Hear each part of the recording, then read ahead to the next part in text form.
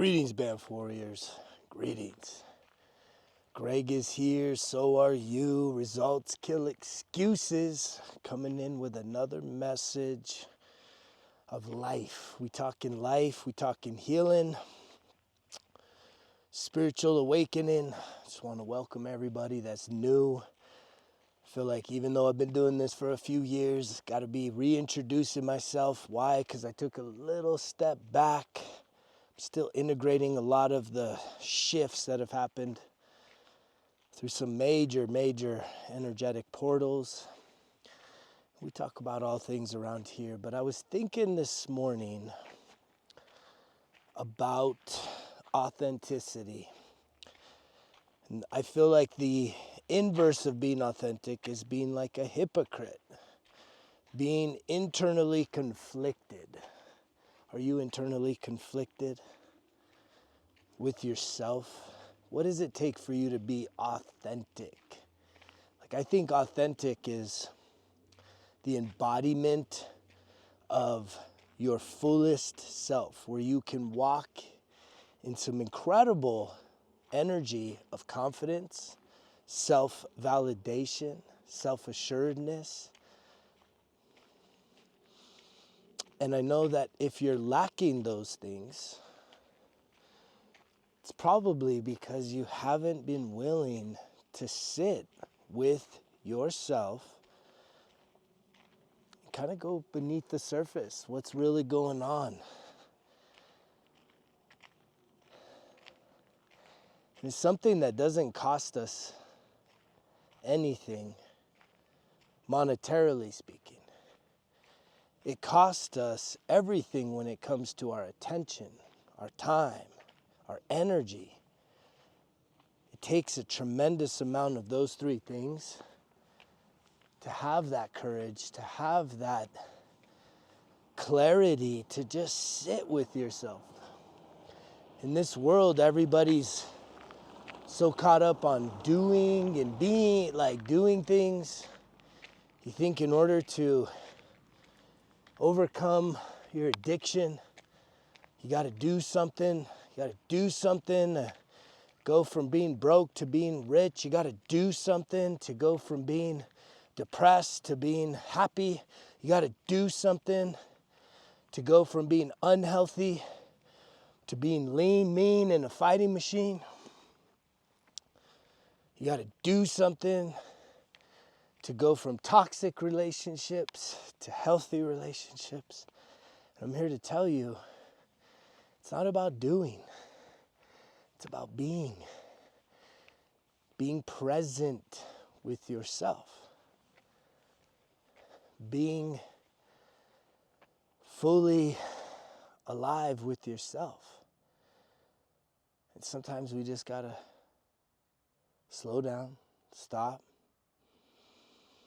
do some breath, feel the sun,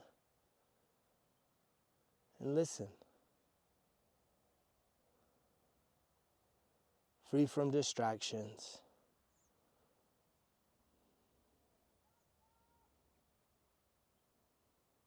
It's beautiful. It's one of the greatest gifts I've given myself. The ability to sit with myself, to be with myself, and to feel at ease, to feel peaceful.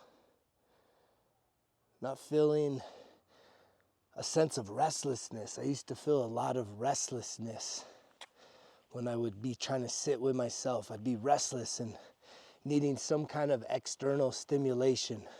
Putting on a game, putting on a show, playing some music. Just something to preoccupy my mind, my thoughts. Because to sit with my thoughts, there was a part of me I didn't feel safe with my own thoughts. And that was the wounded man within, which is really just a little boy that's carrying around a lot of trauma, carrying around a lot of insecurity, carrying around a lot of hurt, a lot of betrayal. And part of this journey, which I make very clear as to how you can start trusting yourself and improve any aspect of your life, it's not to do all these things, it's to be these things. And it starts with just being willing to sit with yourself. If I was to be very clear with you about the healing process that I've experienced over the course of 13 years, started with me hitting rock bottom, started with me saying, I'm done defining having fun as getting drunk, blasted, shit-faced. And I need to ask for some help. Because I wanted to trust myself. I was so tired of being the type of man that didn't know himself. To know thyself. That's the greatest gift you could give yourself, is to truly know thyself. Because I can guarantee you that you got some masks that are covering up your true and authentic self.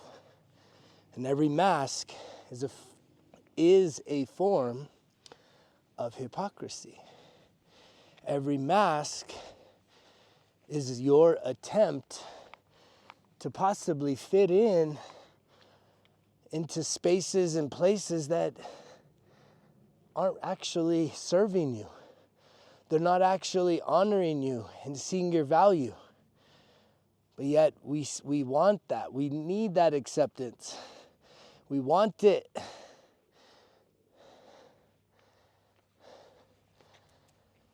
And it takes a lot of courage to go on this path. And this path is very clear. It's been clearer and clearer the farther and farther I've gone.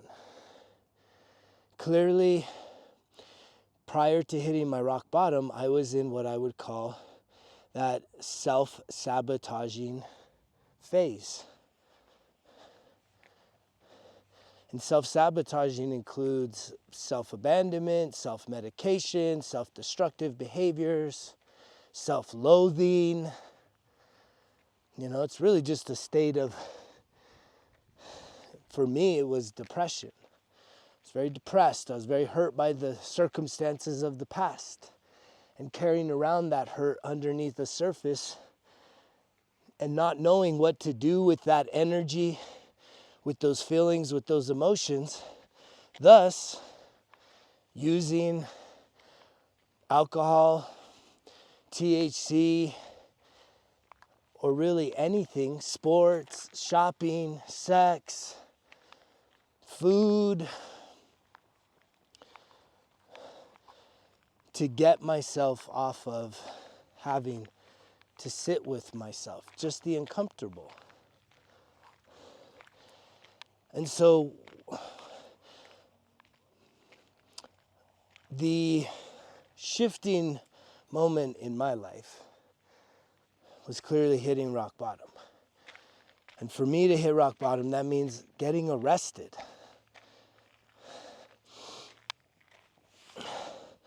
And feeling like my life was over.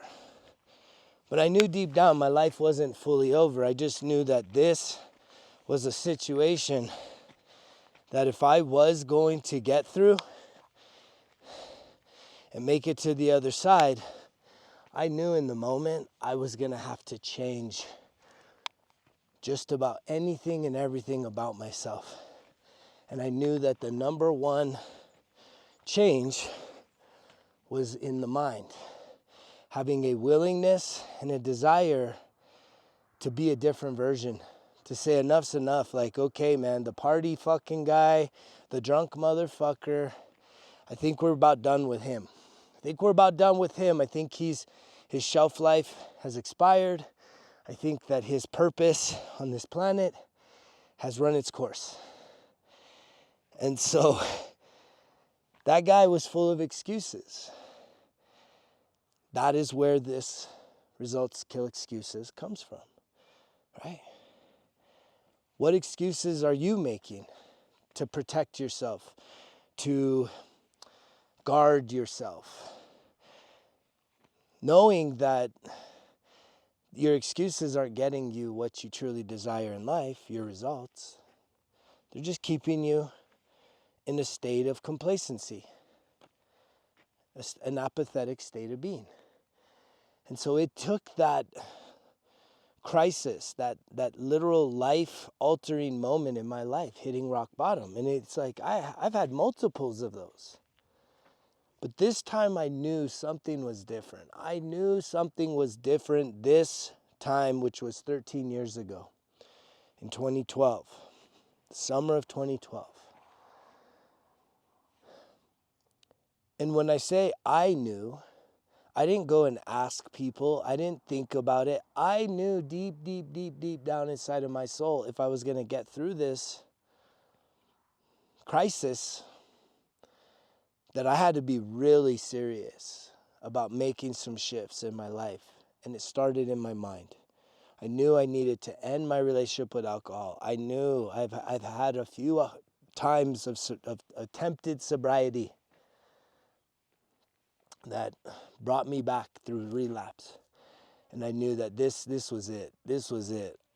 I don't know how many more chances I have. I figured I'm either going to be dead or in jail for life, and neither of those sounded like the good option if I kept doing the same thing.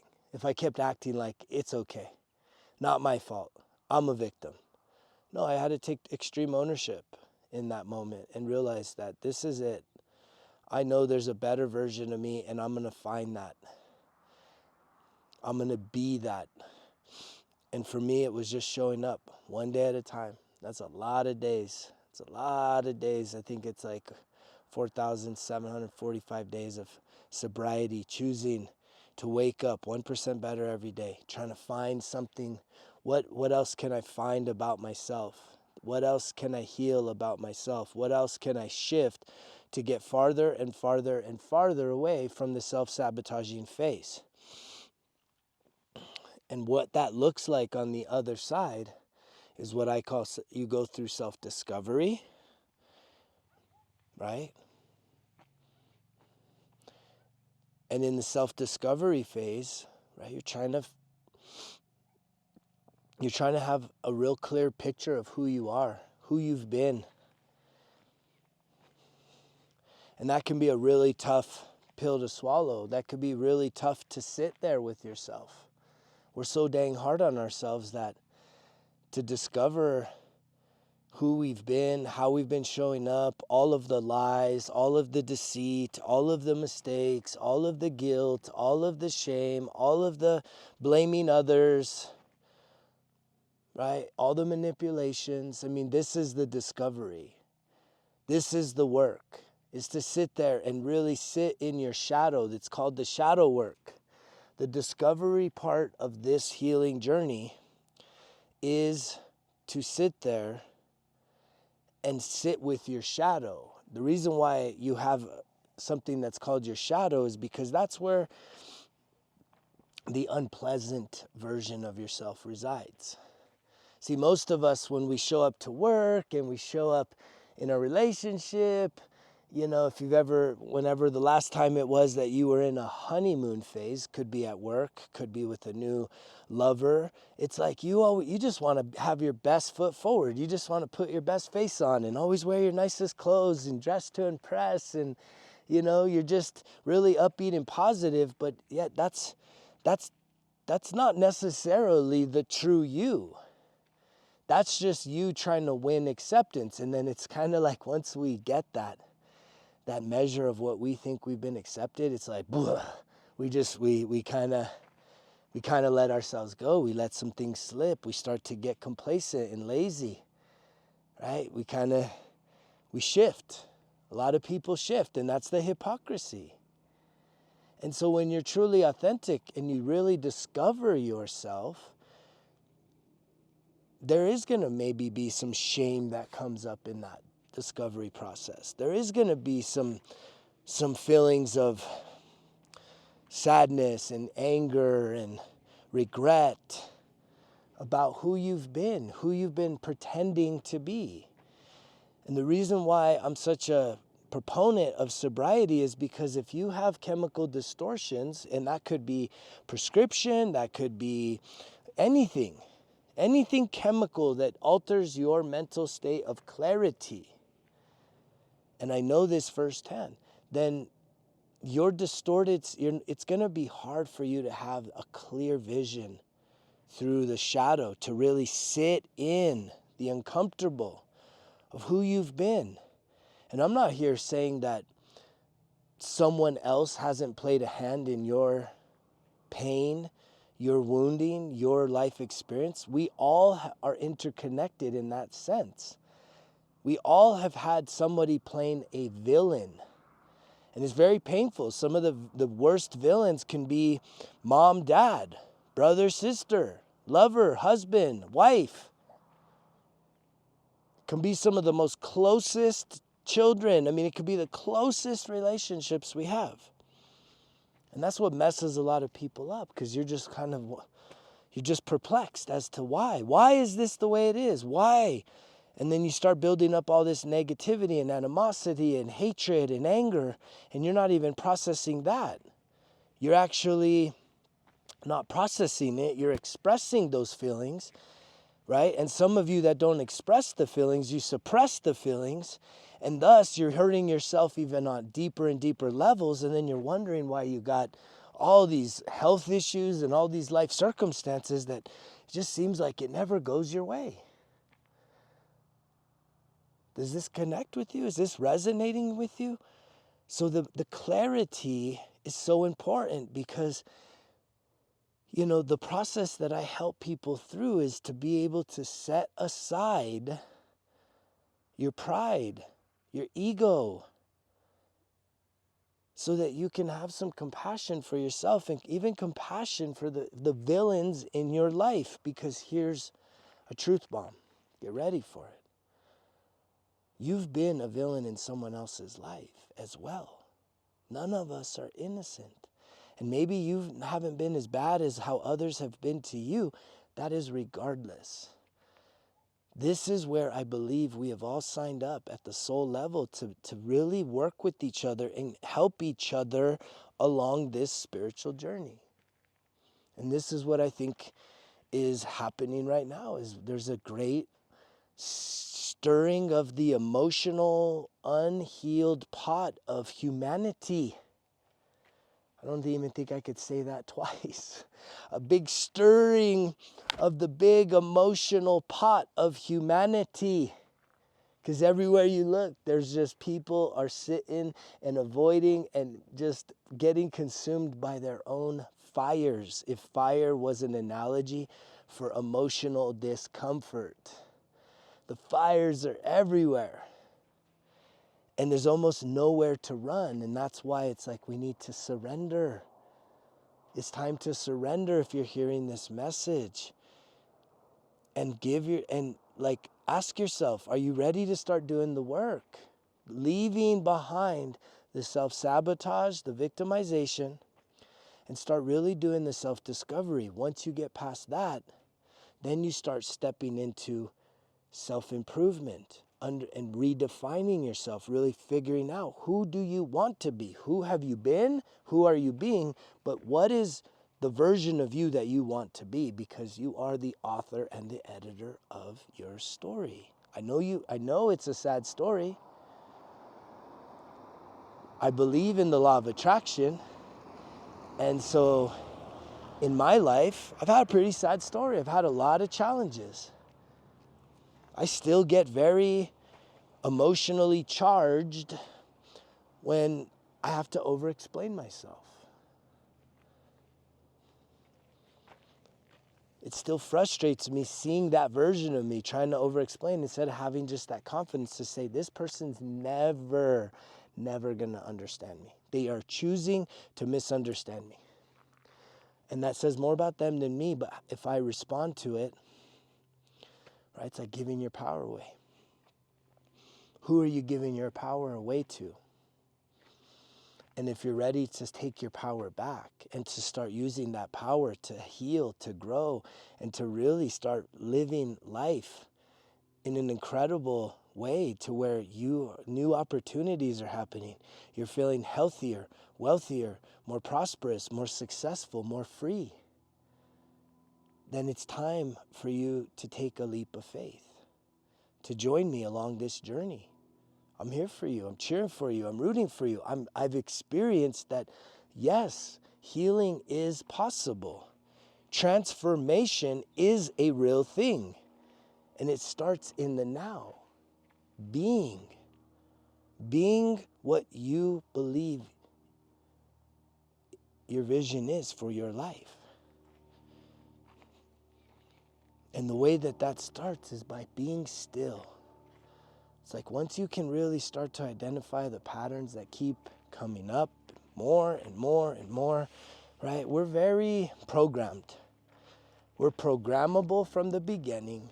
And then once we're programmed through negative experiences, it's once you really get clear and become more aware of your patterns, you start really paying attention to your habits, to your behaviors as you move about this earth, different circumstances that really get you going, emotionally speaking, you can start to string together and connect those dots. And eventually, if you go deep enough, which really means going far enough in your past, you can get to the root of a lot of your issues. And everything I'm saying, it's unilateral. It's you and you. And it's really you, the person listening to me, with the inner child that's probably hidden inside of you, scared, suppressed. And then there's your higher self. There's your lower self. So there's a lot of different aspects to what you are truly dealing with. And my number one goal is to continue seeing how far I can go along this path, this healing journey, this spiritual awakening, and truly allowing myself to be vulnerable, to be real, to really be as authentic as possible. And in doing that, my desire is to inspire millions and millions of others to do the same. And if anything that I've said today resonates with you, I invite you to subscribe to the channel, share the message. You may be able to connect someone else that needs to hear this kind of medicine. It's not just a message. I'm not just blowing steam and talking. This is medicine. This is what we all are seeking. As we look upon, if you're looking at all this world and all you see is chaos, that is a reflection, that is a mirror image of what is truly going on the inside of yourself. Inside your own soul, you're conflicted. And it's time to get clear, to be still. And there's several resources that I offer here at Results Kill Excuses. Clearly, you can just subscribe to the channel and tune into these messages, the long format messages, Mondays, Wednesdays, and Fridays. You can also click on the link down below and get yourself a 1% Better Everyday Journal, which is truly going to help you to start achieving your goals, turning your dreams into reality. Your deepest, biggest dreams. The biggest dream you can have, the 1% Better Everyday Journal, is a catalyst, is a vehicle to help you every single day show up to chip away at sculpting out and building your dream life, anything you imagine. Beyond that, if you're interested in one-on-one coaching, I offer 3 and 6 month programs. And you can reach out to me at greg@resultskillexcuses.com. So when we talk about the process, the clear process of going from self-sabotage to self-mastery, you have self-sabotage, self-discovery, self-improvement, self-development, self-awareness, and then you start tapping into self-mastery. And it's not just like it's not just clear steps. You can feel levels of self-awareness activate while you're still releasing your self-sabotage. You can start feeling areas of self-mastery when you're still just trying to figure out and do the self-discovery. But when you have at least a picture and a map showing you a destination that you are trying to get to, which for me was I wanted to trust myself in any and all situations and circumstances at an emotional level, because I was constantly like that little mouse that couldn't keep his nose out of the fucking trap. No matter how hard I tried to control myself, I always, in those circumstances, 99% of the time I actually did keep myself out of trouble. But the one time that I couldn't get my nose out of that cheese on that trap, boom, there it was. And I've been on a war path, one day at a time, one moment at a time, one breath at a time, to set myself free, to trust myself. And I've tried it all. I've tried everything you can think of. And I truly do believe that I have been able to decipher the mysteries of who we are and how we act and behave so that you can have that self-mastery. It's not about self-control. It's about self-awareness and having self-compassion, that any time that you feel off, any time that you feel what I would call activated or emotionally charged, you now have the awareness to sit with that and really just get to even deeper levels of figuring out who you are, discovering even greater aspects of yourself. It's a beautiful process, and I invite you to join me along this journey. Thanks for tuning in to today's message. If you have any questions, comment down below. If you've been on the 1% Better Everyday journey, share some of your successes, and I'll see you guys on the next one. Keep living life. Keep being the light in this world. I love you. You know the drill. Results kill excuses, because if it was easy, it wouldn't be worth it. Greg's out.